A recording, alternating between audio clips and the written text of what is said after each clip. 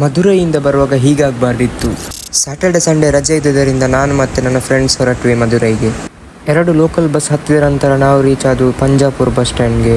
ಈ ಬಸ್ ಸ್ಟ್ಯಾಂಡ್ಗೆ ಬಂದು ತುಂಬ ಖುಷಿ ಆಯಿತು, ಯಾಕಂದರೆ ಇದರಲ್ಲಿ ಫುಲ್ AC ಮತ್ತು ಏರ್ಪೋರ್ಟ್ ವೈಬ್ಸ್ ಇತ್ತು. ಸೌತ್ ಇಂಡಿಯಾದಲ್ಲೇ ಒನ್ ಆಫ್ ದ ಬೆಸ್ಟ್ ಅಂತ ಹೇಳ್ಬೋದು. ಅಲ್ಲಿಂದ ನಾವು ಹತ್ತಿದ್ವಿ ನಾನ್ ಸ್ಟಾಪ್ ಬಸ್ಗೆ. ಇದು ಯಾಕೆಂದರೆ ಎಲ್ಲಿಯೂ ಬ್ರೇಕ್ ಕೊಡಲ್ಲ, ಜಸ್ಟ್ ಒಂದು ಟೀ ಬ್ರೇಕ್ಗೆ ಮಾತ್ರ ಒಂದು ಬ್ರೇಕ್ ಕೊಡ್ತಾರೆ, ಅದು ಬಿಟ್ಟು ಎಲ್ಲಿಯೂ ಬ್ರೇಕ್ ಕೊಡಲ್ಲ. ಸೊ ನಾವು ಆ ಬಸ್ಸನ್ನು ಚೂಸ್ ಮಾಡಿದ್ವಿ. ಫೈನಲಿ ನಾವು ರೀಚ್ ಆದ್ವಿ ಮಧುರೈಗೆ. ಸೊ ಅಲ್ಲಿಂದ ನಾವು ಡೈರೆಕ್ಟ್ ಹೊರಟದ್ದು ನನ್ನ ಫ್ರೆಂಡ್ ಸಂತೋಷ್ನ ಮನೆಗೆ. ತಮಿಳ್ನಾಡಲ್ಲಿ ಜನರು ತುಂಬ ಕಲ್ಚರ್ ಫಾಲೋ ಮಾಡ್ತಾರೆ, ಲೈಕ್ ರಂಗೋಲಿ ಹಾಕೋದು ಹಾಗೆಲ್ಲ. ಸೊ ಈ ಮನೆಯಲ್ಲೂ ಅದೇ ಫಾಲೋ ಮಾಡ್ತಿದ್ರು. ನನಗೆ ತುಂಬ ಖುಷಿ ಆಯಿತು ನೋಡಿ. ಆಂಟಿ ನಮಗೋಸ್ಕರ ಸ್ಪೆಷಲ್ ಆಗಿ ಪೊಂಗಲ್ ಮತ್ತು ದೋಸೆ ಮಾಡಿದ್ರು. ತುಂಬ ಒಳ್ಳೆ ಎಕ್ಸ್ಪೀರಿಯನ್ಸ್, നല്ല ಎಕ್ಸ್ಪೀರಿಯನ್ಸ್ ಅಂಕಲ್, ಥ್ಯಾಂಕ್ ಯು. ಅವರಿಗೆ ಬಾಯಿ ಹೇಳಿಕೊಂಡು ನಾವು ಹೊರಟದ್ದು ಮಧುರೈ ಮೀನಾಕ್ಷಿ ಅಮ್ಮನ ಟೆಂಪಲ್ಗೆ.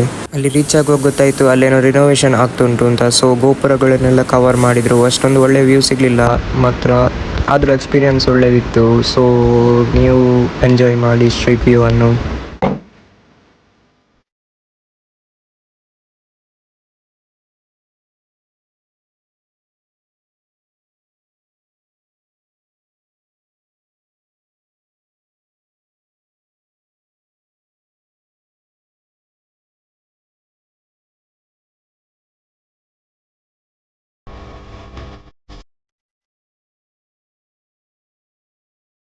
ಮಧುರೈಯಿಂದ ಬರುವಾಗ ಪೆಟ್ರೋಲ್ ಖಾಲಿ ಆಯಿತು. ಸೊ ದೂಡಿಕೊಂಡು ಬಂದ್ವಿ.